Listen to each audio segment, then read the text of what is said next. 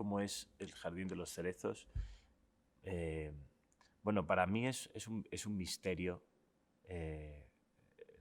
cada día. Yo creo que es una obra, estas obras, a mí me parece fascinante que haya personajes que se siguen haciendo durante décadas y décadas y que se siguen manifestando y que, y que en cada función pues surjan cada vez nuevas imágenes. Y en una obra como El Jardín, eh, es, yo intento, y además me encanta, intento salir cada día pues con algo que descubrir, ¿no? Como creo que en la acción del personaje hay una voluntad muy ambiciosa de adelantarse, ¿no? En Trofimov. Y yo me lo tomo un poco así, pues cada día pues ver cómo es ese contacto con los otros personajes, cómo es ese mirar al jardín y ver que aparece.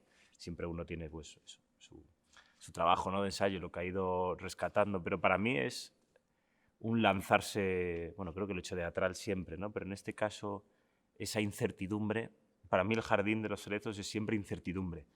Y, y vivir en esa incertidumbre. Creo que es un poco una metáfora vital, ¿no? Lo que decía Ernesto, de que el jardín, el protagonista es la vida, o no sé si es la vida, el tiempo, no sé. Pues creo que la forma de afrontarlo cada día es estar en esa cuerda de incertidumbre. Trofimov es, bueno, el eterno estudiante. Yo me siento un poco así, no sé si eterno, si ser eterno estudiante, quiero pensar que sí como algo positivo. Es decir, a mí la curiosidad me ha llevado a sitios maravillosos, como el propio teatro. Entonces, Trofimov, que también es un poco misterio, ¿no? Porque se ha hecho de tantas maneras. Yo me acuerdo de ver a Ethan Hawke haciendo de Trofimov, pues el último que tengo reciente, ¿no? Entonces, claro, pues eso, como los personajes se pueden manifestar de tantas formas.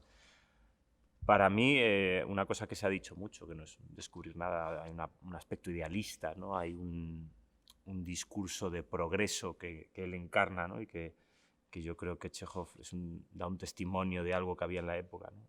Yo creo que Chekhov hablaba mucho en sus cartas y eso, que él dejaba hablar a los personajes más allá que posicionarse, ¿no? O dar una lección. Yo creo que supongo que él habría conocido a alguno o él mismo se habría sentido así en algunas... De hecho, creo que hay un texto que él pronunció posicionándose mucho, ¿no? Como más que se posicionaba políticamente, tenía mucho que ver con algo que habla Trofimov en esta obra. Entonces, para mí es sí, un trasunto del autor, en cierto sentido. También creo que si es un trasunto del autor, si eso lo damos por bueno, creo que tenía una mirada en estos momentos de su vida Chekhov sobre sí mismo y sobre ese idealismo, ¿no? Ese posicionamiento también muy irónico, ¿no? De autorreferenciarse con gracia, con humor, riéndose de sí mismo. Yo siempre me imagino que estas palabras que dice Trofimov, que en muchos momentos creo que son muy lúcidas y además muy bellas, o sea, poéticamente son incontestables, porque creo que lo poético no tiene contestaciones, poético y ya está, ¿no? Ya se transmite, pero como siempre me imagino que si se va un segundo más de hablar, puede de repente desmoronarse, ¿no? Creo que pasa en todas las escenas, esto de que de repente se llega a una belleza o algo, una cosa trascendental y acto seguido me parece como que Chekhov hace, bueno, no somos tan importantes, ¡pum!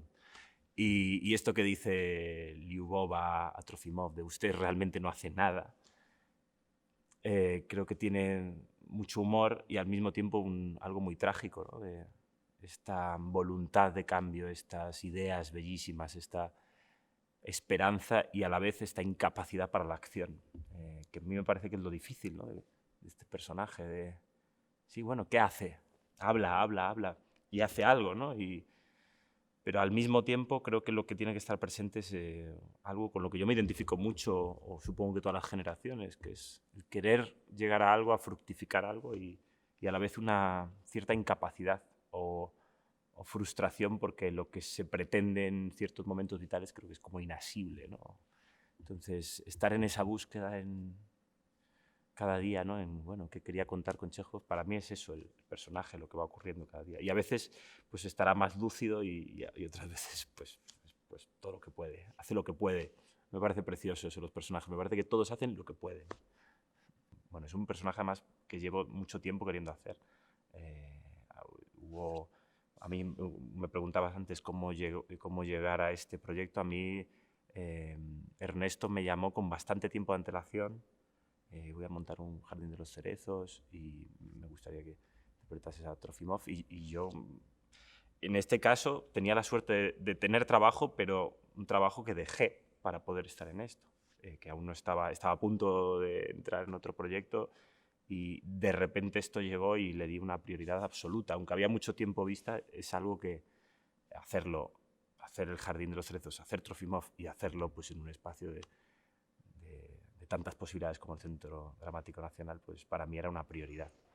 Tiene una particularidad, de la que creo que también habla Ernesto, ¿no? De que Chekhov es como, no sé, cuando estudiamos interpretación, que yo sigo en ello, siempre es un modelo, ¿no? Siempre es como es una partitura, que me parece lo fascinante del teatro y ciertos autores, que no vas a cuestionar jamás lo que ponen esas líneas, ¿no? En el audiovisual a veces dices, esto lo voy a cambiar, pero estos son como autores no sé, que sientan las bases de todo y que son con los que nos hemos ejercitado. Yo profesionalmente nunca había entrado en el mundo Chekhov y creo que eso es una de las particularidades y dificultades, que es limpiarse de todo el prejuicio que pueda haber o las ideas preconcebidas de cómo se hace o qué cuenta esta escena o quién es este personaje. Habiendo tanta información, que es maravilloso, y de hecho una de las cosas que a mí más me gusta es poder tener tanto material sobre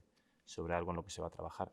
Pero al mismo tiempo tú colaboras yo creo que el teatro es eso, ¿no? Colaborar en lo que alguien quiere contar, en este caso Ernesto, y él lo planteó muy desde el principio de intentar limpiarse o si tomábamos algo que fuese para enriquecer de algo que encontrásemos en los ensayos, ¿no? Entonces eso, tener mucha información, incluso haber visto a otros actores haciéndolo y decir, vale, no voy a empezar por ahí, ¿no? O empiezo por ahí, pero para estrellarme e ir a otra cosa, ¿no? Entonces, Chekhov siendo tan representado, creo que es una de las cosas que más particulares. Pues el oficio de actor para mí, espero no...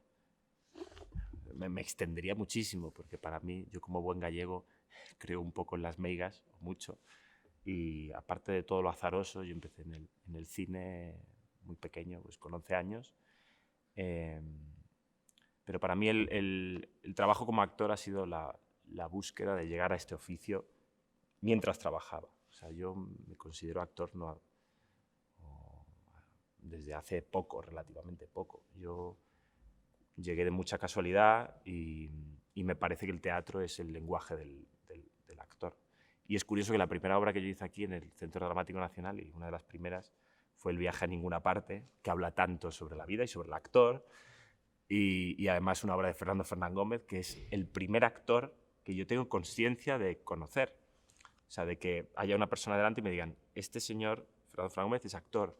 En la primera película, En la lengua de las mariposas, él era el protagonista. Y yo recuerdo verle recién afeitado con su bigote y es la imagen que se me quedó. Entonces, pues no puedo hacer otra cosa más que creer en las meigas y pensar que 10 y pico años después yo iba a interpretar a Carlitos, que era un gallego que llegaba a Madrid para que lo cuidase su padre y lo metiera en una compañía de teatro. Entonces digo, si no pienso que esto es cosa de meigas, me vuelvo un poco loco. Además, recuerdo que la obra El viaje a ninguna parte me la regaló una actriz que se llama Mabel Rivera, que interpretaba a mi madre, y me regaló por mi 17 cumpleaños esa obra, y me puso un texto que yo no recordaba haber leído hasta que hice la prueba para el viaje, que fue me une niño, mi niño, que teñas unha fermosa viaxe, que tengas un magnífico viaje. Y leído, pues eso, en mis 17 cumpleaños, con 20 y pico, para hacer las pruebas, digo, ya está, ahora estoy siendo actor. O sea que todo este rollo va a contar que me parece para mí el oficio este es un regalo. Yo antes de considerarme actor, las personas que me resultaban más interesantes en la vida eran actores. O sea que es como una pista también a seguir.